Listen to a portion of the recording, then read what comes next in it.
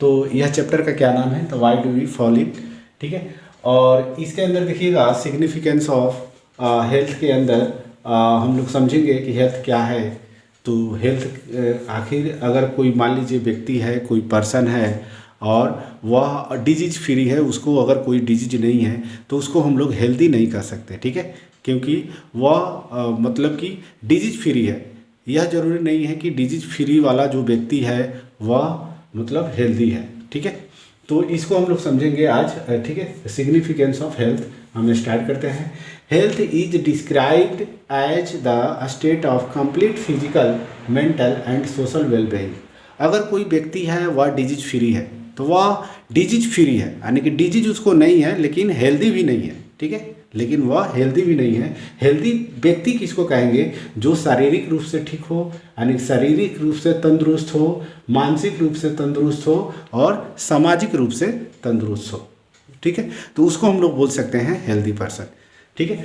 तो यहाँ पे लिख भी दिए हैं हेल्थ को अगर आप डिफाइन कैसे करोगे, हेल्थ को डिस्क्राइब कैसे करोगे, तो कंप्लीट फिजिकल, पूरी तरह से शारीरिक यानी कि मानसिक, ठीक है, पूरी तरह से शारीरिक, मेंटल यानी कि मानसिक एंड सोशल यानी कि सामाजिक वेल बीइंग हो, यानी कि तंदुरुस्त हो, यानी कि अच्छा हो, तो उस व्यक्ति को हम लोग बोलेंगे कि वह हेल्दी है। और इस तरह से हम लोग हेल्थ को डिस्क्राइब करेंगे, ठीक है। अब देखिएगा, for maintaining a healthy life cycle, अगर हेल्दी लाइफ साइकिल को मेंटेन रखना है तो कौन कौन से चीज़ों का रिक्वायरमेंट होगी, इसको हम लोग देखते हैं। पहला जो है, a person needs to have a balance and very diet, ठीक है, यानी कि अगर कोई व्यक्ति है, वह व्यक्ति अगर अनबैलेंस्ड अगर खाना खाता है, डाइट लेता है, यानी कि तो अनबैलेंस्ड डाइट लेने का मतलब ज़्यादा खा लिया या कम खा रहा है तो वह भी हेल्दी नहीं हो सकता, ठीक है।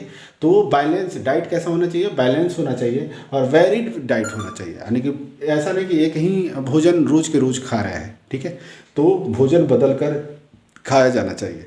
अगला जो है, नीड टू एक्सरसाइज, ठीक है, तो इसमें क्या होगा, हेल्दी रहने के लिए क्या करना चाहिए, एक्सरसाइज भी जरूरी होता है। अगला जो है, life regularly in a proper shelter, और अच्छे जगह पे रहना चाहिए। अगला जो है, गेट इनफ स्लीप, ठीक है, और ज़्यादा से ज़्यादा सोना चाहिए, ठीक है।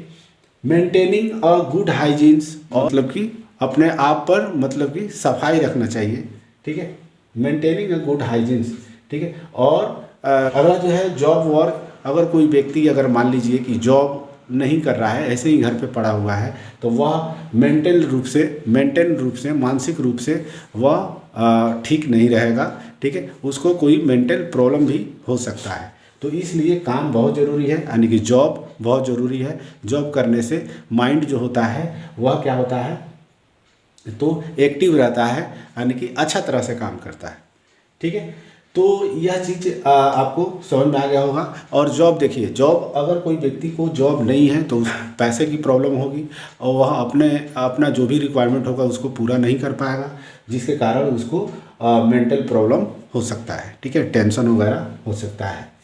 तो यह इम्पोर्टेंट लाइन है, तो इसको आप याद रखिएगा कि हम लोग हेल्दी लाइफ साइकिल को मेंटेन कैसे करेंगे। तो यह जो प्रोसेस है इसके द्वारा हम लोग मेंटेन कर सकते हैं। अगला जो है, सिम्टम्स हम लोग देखते हैं। तो सिम्टम्स का मतलब यह हुआ बाबू कि अगर किसी को अगर कोई डिजीज है तो बॉडी क्या करेगा, बॉडी में क्या दिखाई देंगे, तो सिम्टम्स दिखाई देते हैं, ठीक है। तो वह सिम्टम्स हम लोग जैसे ही डॉक्टर के पास जाएंगे तो डॉक्टर क्या करेगा, उस सिम्टम्स को जानेगा, ठीक है, और उस सिम्टम्स को जानने के बाद वह बताएगा कि आपको यह डिजीज है, ठीक है। A disease regularly usually indicates malfunctions in the body. Disease जो होता है वह हमेशा क्या करता है, इंडिकेट करता है खराबी बॉडी के अंदर, ठीक है, बॉडी के अंदर, बॉडी के कोई भी पार्ट है वहाँ पे क्या करेगा, तो खराबी मतलब दिखाएगा, शो करेगा, ठीक है। तो यह क्या करेगा, तो यह क्या करता है, जो खराबी दिखाता है वह खराबी जो है, वह जो प्रॉब्लम जो है, वह प्रॉब्लम क्या चीज़ को इंडिकेट करेगा, तो डिजीज को इंडिकेट करेगा। अब देखिए, अब इसमें क्या होता है, अगर डॉक्टर के पास अगर किसी पेशेंट को डिजीज है और उसको पता नहीं है कि हमको कौन सा डिजीज है, उसको केवल बॉडी के अंदर, बॉडी के जो पार्ट हैं उनमें खराबी केवल महसूस हो रहा है, कोई प्रॉब्लम को महसूस हो रहा है, मलफंक्शंस महसूस हो रहा है, तो वह किसके पास जाएगा? डॉक्टर के पास जाएगा। तो a doctor is able to diagnose disease is by identify the symptoms. अब देखिएगा डॉक्टर क्या करेगा? डायग्नोज डिजीज, ठीक है, डिजीज को क्या करेगा? पहचानने के लिए क्या करेगा? आइडेंटिफाई, सिम्टम्स को आइडेंटिफाई करेगा, ठीक है। तो जो भी सिम्टम्स है उसके अंदर उसको वह क्या करेगा? आइडेंटिफाई करेगा और तब बताएगा कि तब डिजीज को पहचानेगा, ठीक है। इसको समझ लीजिए, फिर यह समझ में आ जाएगा। सिम्टम्स, मान लीजिए कि मलेरिया है किसी को, और मलेरिया का सिम्टम्स वह क्या बताएगा? तो यानी कि ब्रेन के अंदर यानी कि हेडक हो रहा है, ठीक है, ब्रेन से संबंधित क्या बताएगा कि हेडक हो रहा है, यानी कि माथा में दर्द है।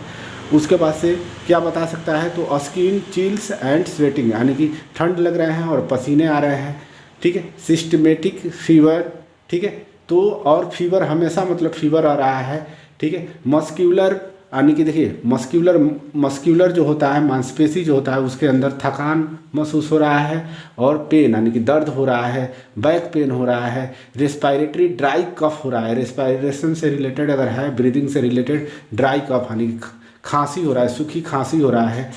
स्प्लीन जो है इनलार्ज हो गया है, बड़ा हो गया, स्प्लीन का साइज जो है इनलार्ज, अगर अल्ट्रासाउंड कराया है, अगर वह व्यक्ति अल्ट्रासाउंड कराया है और उसमें दिखा रहा है कि उसका जो स्प्लीन है वह बड़ा हो गया है, ठीक है। स्टोमक जो होता है वह भी प्रभावित हुआ है, वह भी तो इन्फेक्टेड हुए हैं, जिसके कारण नोजिया और वोमिटिंग हो रहा है, ठीक है।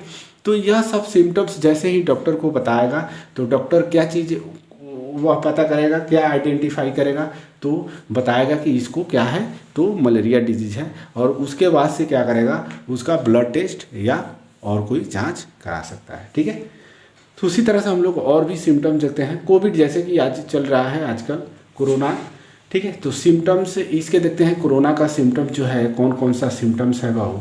तो फीवर है, कफ है, टायर्डनेस है, लॉस ऑफ टेस्ट और स्मेल है, हेडेक है, डिफ़िकल्टी ब्रीदिंग है, चेस्ट पेन है। तो इस तरह का और भी बहुत सारे इसके अंदर सिम्टम्स आते हैं, लेकिन कॉमन अगर सिम्टम्स देखा जाए जो कि जल्दी पहचान में आता है, वह सिम्टम्स यह है: fever, cough, tiredness, loss of taste, headache, difficulty breathing and chest pain, ठीक है। तो यह चीज़ आपने पढ़ा, ठीक है, यह पार्ट 2 है।